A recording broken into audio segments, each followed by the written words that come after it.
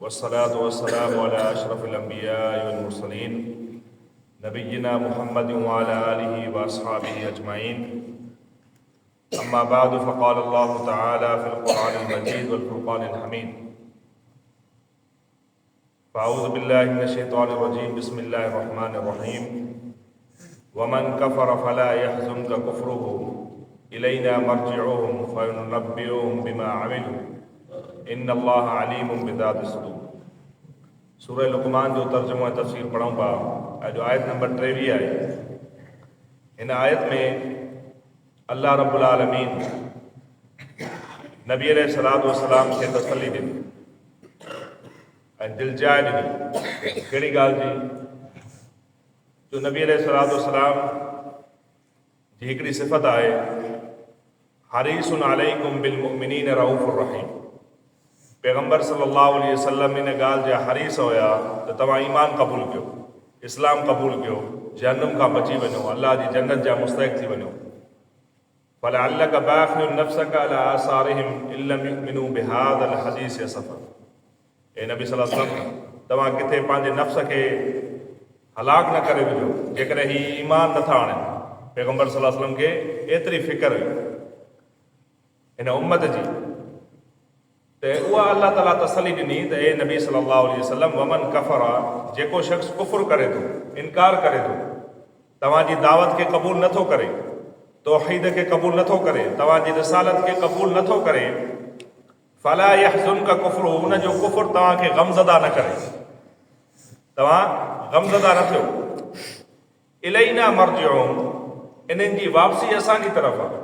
जेकॾहिं अॼु इस्लाम नथा क़बूल कनि, ईमान नथा क़बूल कनि, त ही वापसि असांजी तरफ़ ईंदा ज़रूरु, पोइ अॼु या सुभाणे।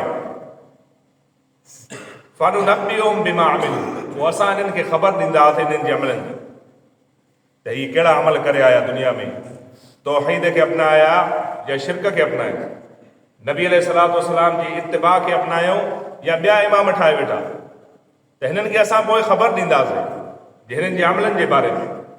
थोरो फरमायो, इन्नल्लाह अलीमुम बिज़ातिस सुदूर, अल्लाह रब्बुल आलमीन सीननि जे राज़नि खे ॼाणण वारो आहे त इंसान जे सीने में छा आहे।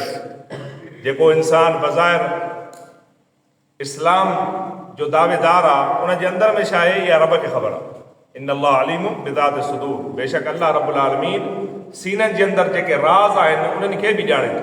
भले ज़बान सां इंसान कुझु बि ॻाल्हाए करे, पर दिलि में जेकॾहिं बुराई अथसि त उहो इंसान जो इस्लाम कमनि जो न आहे। वरी अॻिते फरमायो, नुमत्तिउहुम क़लीलन, असां हिननि खे थोरो फ़ाइदो ॾिनो आहे। हीउ जेको इंसान जे ज़हन में इश्काल पैदा थिए थो न, त भाई खोड़ सारा दुनिया जे अंदरि अल्लाह जा इनकारी वेठा आहिनि, अल्लाह खे नथा मञनि, पोइ बि हुननि वटि मालो दौलत जी फरावानी आहे, हर शइ मौजूदु अथनि, खाइनि पीअनि था सुठो। इहो छाजे करे आहे? त फरमायो, नुमत्तिउहुम क़लीलन, असां हिननि खे फ़ाइदो ॾींदासीं थोरो। थोरे फ़ाइदे मां मुराद दुनिया जो फ़ाइदो आहे। हीउ दुनिया जो फ़ाइदो आरदी आहे ऐं आख़िरत वारो फ़ाइदो अबदी आहे, हमेशह हमेशह जे लाइ आहे, उहो कॾहिं बि ख़तमु न थींदो।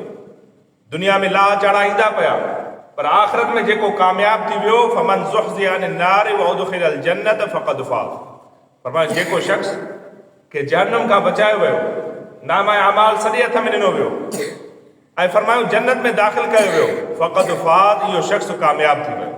त असल कामयाबी उहा आहे त दुनिया में फरमायो भले अल्लाह जा इनकारी आहिनि, तौहीद खे नथा मञनि, शिरक में मुब्तला आहिनि, इन्हनि खे दुनियावी मालो दौलत जो थोरो फ़ाइदो ॾेई छॾियो, बसि इहो ई। सुम्म नस्तरुहुम इला अज़ाबिल गलीज़, ऐं फरमायो इन खां बाद में असां इन्हनि खे मजबूर कंदासीं अज़ाब गलीज़ जी तरफ़। अज़ाब गलीज़, गलीज़ अरबीअ में चवंदा आहिनि मोटे खे, जेको इंतिहाई मोटो हुजे, थुल्हो हुजे, उनखे छा चवंदा आहिनि? गलीज़, इंतिहाई मोटो। त फरमायो असां हिननि जे मथां अहिड़ो अज़ाब मुसलत कंदासीं, अहिड़ी अज़ाब जी सम्झो छिप मुसलत कंदासीं जो उन खां बाद में उथी न सघंदा, चुरी न सघंदा, हिली फिरी न सघंदा। त थोरो फ़ाइदो ॾेई करे पोइ रब जी पकड़ जेका ईंदी आहे उहा तमामु सख़्तु हूंदी आहे। उहो अल्लाह रब्बुल आलमीन जे तरफ़ खां अज़ाब अहिड़ो ईंदो आहे जो उन मां इंसान पाण छॾाए न सघंदो आहे। त फरमाए असां हिननि खे पोइ अहिड़े अज़ाब में मजबूर कंदासीं, अहिड़े अज़ाब में मुब्तला कंदासीं जंहिंमां ही पंहिंजी जान छॾाए न सघंदा। वला इंसालताऊं अॻिते अल्लाह रब्बुल आलमीन वरी तौहीद जो तज़किरो कयो। तौहीद पूरो क़ुरान तौहीद तां भरियो पियो। मुशरिकीन खे दावत आहे, अॼु बि दावत फ़िक्र आहे। सोचियो, गौर वीचार कयो त अल्लाह खां सवाइ ॿियो कोई बि तव्हांजो महबूद बरक न आहे। अल्लाह रब्बुल आलमीन कीअं प्यार सां सम्झायो, फरमायो वला इंसालताऊं, जेकॾहिं तव्हां हिननि खां सवाल कयो, मुशरिकनि खां, उन दौर जे मुशरिकनि खां बि, अॼु जे दौर जे मुशरिकनि खां बि सवाल कयो। कहिड़ो सवाल? मन ख़लक़ समावात वल अर्द, ज़मीन और आसमान खे कंहिं पैदा कयो? ज़मीन आसमान ऐं ज़मीन आसमान जे अंदरि जेको कुझु आहे इनखे पैदा कंहिं कयो आहे? लयक़ूलुन अल्लाह, त हू ज़रूरु चवंदा हिननि खे पैदा करण वारी ज़ात अल्लाह जी आहे। सभु इक़रार कंदा, कोई बि इनकार न करे सघंदो। सभु कंध झुकाए करे, पंहिंजे मथे खे झुकाए करे चवंदा त ज़मीन आसमान ऐं ज़मीन आसमान जे अंदरि जेको कुझु आहे इहो सभु रब पैदा कयो आहे। इन पैदा करण में रब जो कोई शरीक न आहे।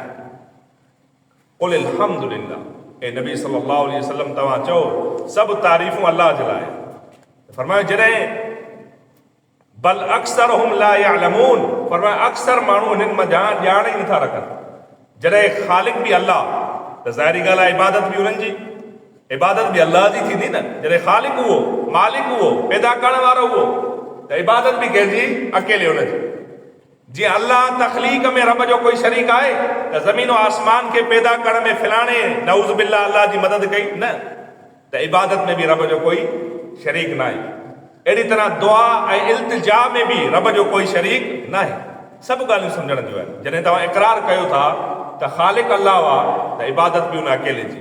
त जॾहिं तव्हां इक़रार कयो था त हर शइ जो ख़ालिक अल्लाह आहे, त पोइ दुआ इल्तिजा घुरणो, उनजे ॿाॾाइणो कंहिंखां थींदो? सिर्फ़ु ऐं सिर्फ़ु रब्बुल आलमीन खां। लिल्लाहि मा फ़िस समावाति वल अर्द, वरी अॻिते फरमायो अल्लाह जे लाइ आहे जेको कुझु ज़मीननि में आहे, जेको कुझु आसमाननि में आहे, अल्लाह जे लाइ। अल्लाह रब्बुल आलमीन पैदा कयो आहे।